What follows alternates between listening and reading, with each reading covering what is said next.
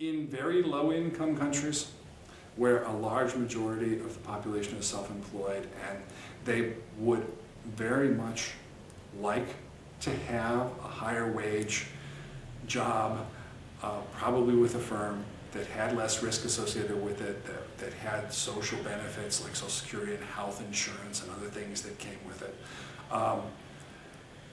Obviously, the best thing would be if those workers could become employees, wage and salaried employees. Unfortunately, it's very difficult for someone who's self-employed to transition into wage and salaried employment.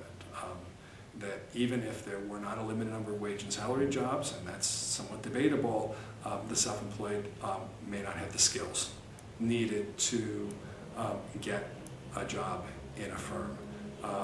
In the long run, what we do see happening is that even though it's hard for people who are self-employed to get a job as an employee, their children might, right? And so if the kids go to school and get the education and training necessary to get wage and salary jobs, that over time, and I think that's what's driving the results that we see, that over time the proportion of self-employed fall, over time the children, the next generation, gets the skills to be self-employed workers.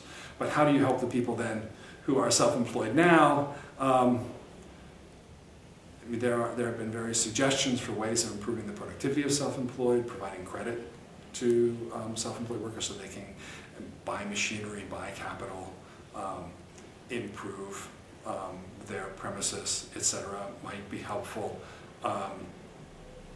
Training in business practices or more specific skills like how to weave a sweater, right? Or how to manufacture other products, low skill,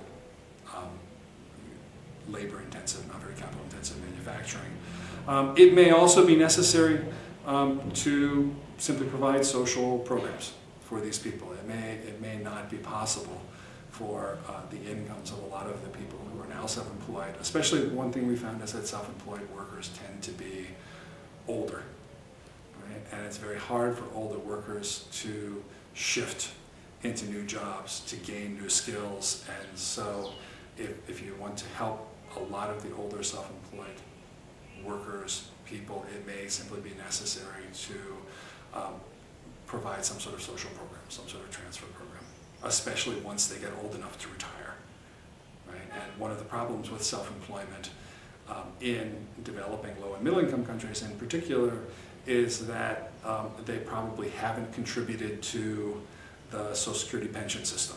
And because of that, they're not eligible when they get older for government pensions, for Social Security pensions, and that becomes a particular problem. And so I think one of the social programs, social transfers that is common in Latin America, and there's a good deal of logic behind it, is to provide what are called non-contributory pensions to workers who did not contribute into the Social Security system